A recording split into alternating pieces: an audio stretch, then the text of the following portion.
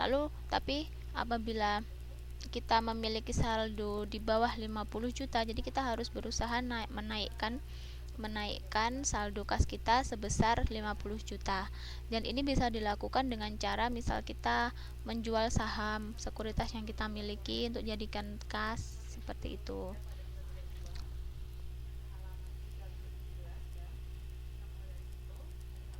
Oke, saya lanjutkan. Yaitu sistem pengumpulan dan pembayaran kas. Cek. Nah, ini dia berhubungan dengan cek. Jadi melakukan dan menerima pembayaran melalui cek. Bagaimana mekanismenya? Saat ini pembayaran melalui cek ini kan dia sangat lazim. Karena zaman sekarang biasanya kalau kita membayar transaksi, apalagi transaksi dalam yang jumlah besar, kapasitas besar antar perusahaan atau gimana, itu transaksinya tidak lagi dengan uang tunai tetapi dengan cek.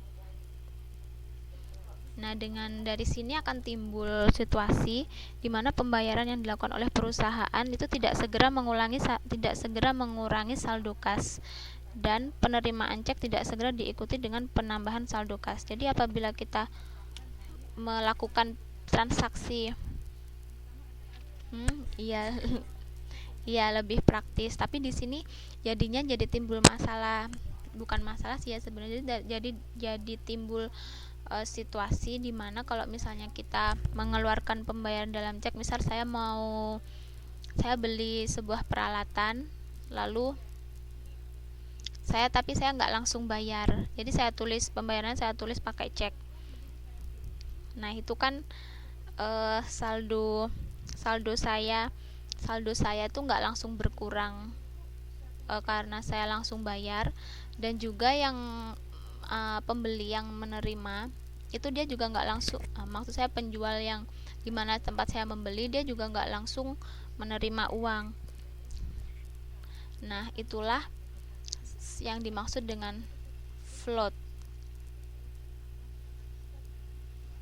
Iya, jadi itu keuntungannya dari penggunaan cek ya Mbak Juju. Mbak Sulastri nggak bisa connect. Oh iya.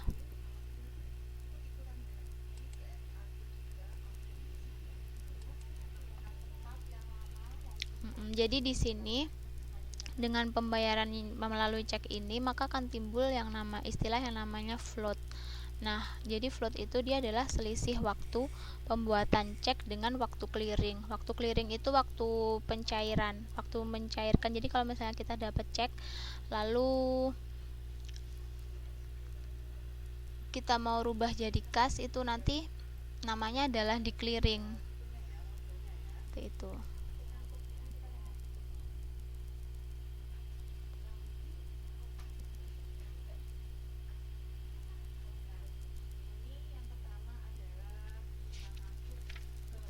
Kok Mbak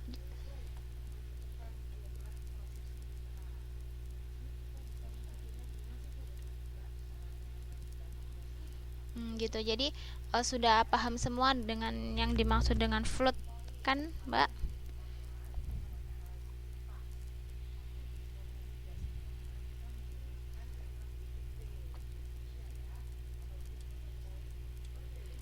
Iya.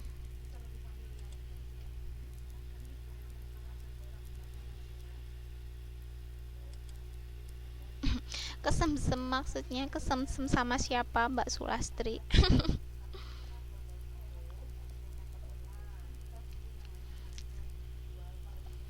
Jadi gitu ya. Float. Jadi float itu sama ya. Enggak, suaranya enggak merdu nih.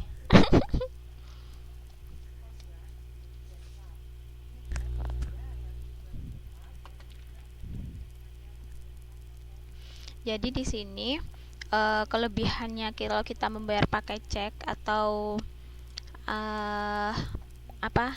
float ini, itu dia akan memungkinkan perusahaan untuk menuliskan cek yang secara keseluruhan jumlahnya tuh lebih besar dari saldo kas giro yang dicatat oleh perusahaan.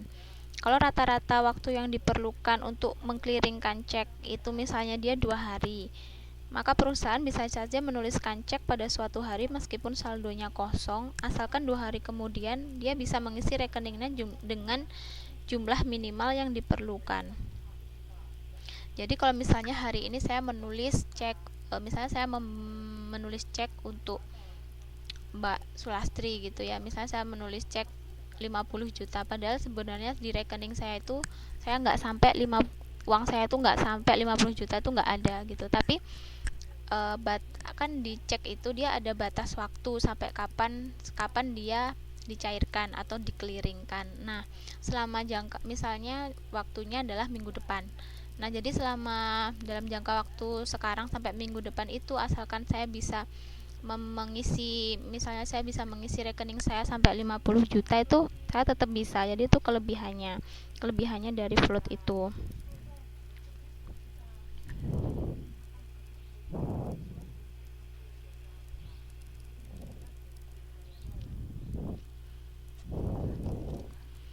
Nah, di sini sistem pengumpulan kas bertujuan untuk mempercepat perusahaan bisa memanfaatkan kas.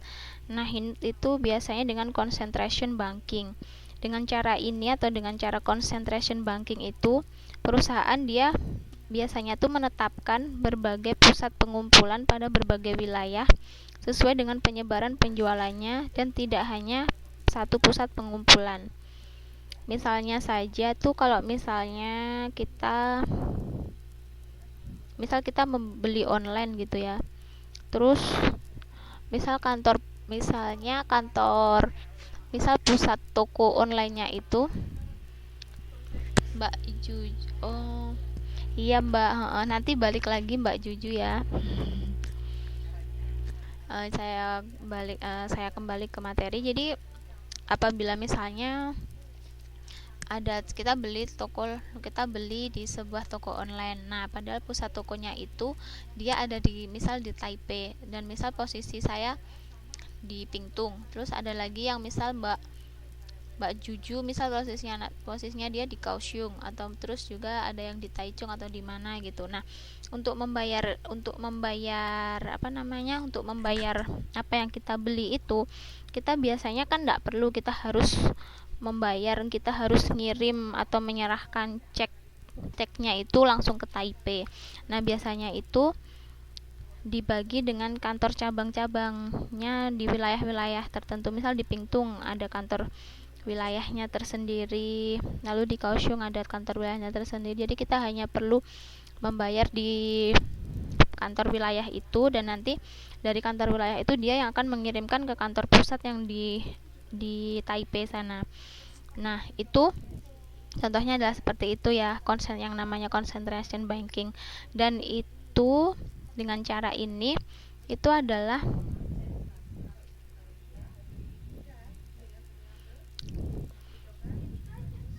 dengan cara itu bisa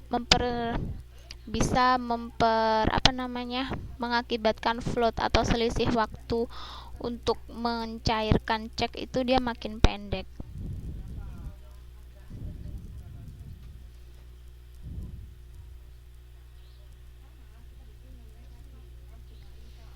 Seperti itu.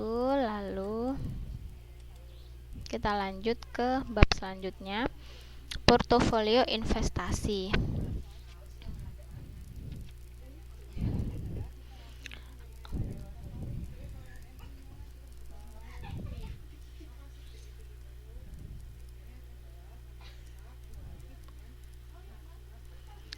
Portofolio investasi. Nah, di sini sebelumnya dibahas mengenai diversifikasi investasi.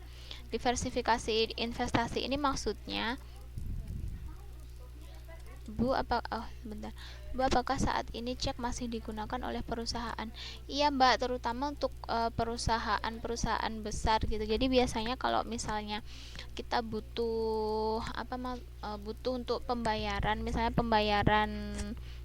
misal kita perusahaan makanan gitu ya, terus kita perlu membeli bahan baku atau perlu membeli peralatan. Nah itu biasanya bayarnya kan biasanya nggak langsung pakai tunai karena nilainya kan biasanya besar banget ya kalau perusahaan besar tuh. Jadi biasanya tuh perusahaan-perusahaan tuh pakai cek gitu.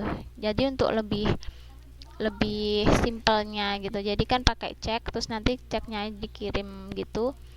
Jadi nanti ada batas waktu kapan untuk mengclearingkan itu, seperti itu. Iya. Mm-mm. Sekarang kita masuk ke portofolio investasi. Nah di sini eh, diversifikasi investasi itu maksudnya adalah pilihan-pilihan. Kalau kita mempunyai kas, itu kita bisa memilih itu kas yang kita miliki untuk dia diinvestasikan dalam bentuk deposito ataupun kita investasikan pada berbagai sekuritas. Nah pada deposito ini, kalau deposito itu kan dia ada jangka waktu, maksudnya dia tuh ada jangka waktu tertentunya. Jadi kalau misalnya kita mendepositokan uang, misalnya kita depositokan 150 juta gitu. Itu nanti kan ada batasnya kapan boleh kita ambil, kapan sih itu deposito itu kita bisa ambil, itu kan ada jangka waktunya tertentu. Jadi itu akan kurang fleksibel gitu ya. Jadi makanya biasanya investasi pada sekuritas itu dia lebih dipilih karena dia sifatnya itu sangat liquid atau mudah diubah menjadi kas. Maksudnya sewaktu-waktu itu kalau misalnya kita butuh kas, kita butuh uang, saham sekuritas ini bisa kita jual itu. Jadi kalau deposito kita terikat oleh waktu, kita terikat oleh jangka waktu, jadi nggak sewaktu-waktu bisa kita ambil, seperti itu.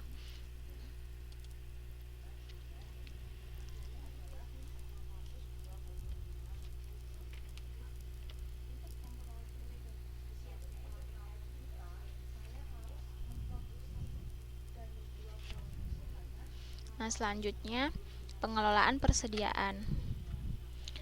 Perusahaan itu dia memiliki persediaan itu dengan maksud untuk menjaga kelancaran operasi perusahaan, dan persediaan yang tinggi itu akan menyebabkan perusahaan memerlukan modal kerja yang makin besar, sehingga perusahaan dia harus mampu memprediksi dengan tepat kebutuhan akan bahan baku atau barang jadi, menyediakan persediaan tepat waktu sesuai jumlah yang diperlukan, dan pada saat tidak diperlukan jumlah persediaan itu dia diusahakan sangat kecil atau nol. Nah ini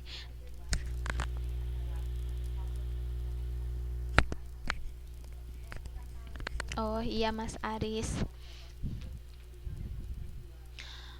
tugasnya ditunggu ya, kalau bisa malam ini ya dikumpulin gimana.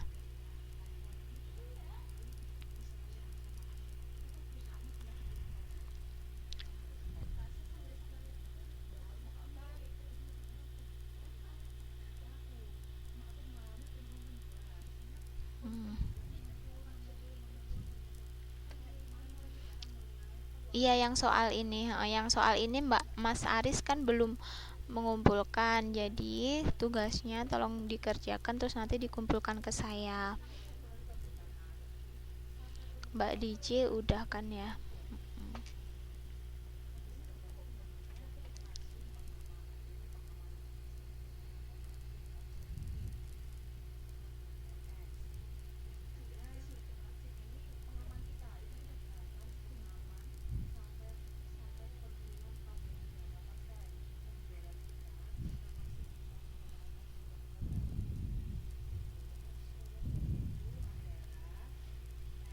Iya. Nah di sini untuk apa gunanya memiliki persediaan? Kalau bagi perusahaan dagang itu biasanya persediaan barang dagangan itu akan memungkinkan perusahaan untuk memenuhi permintaan pembeli. Jadi bisa mempertahankan kontinuitasnya. Jadi setiap ada pembeli yang datang dia selalu ada stok. Lalu sedangkan bagi perusahaan industri, persediaan bahan baku dan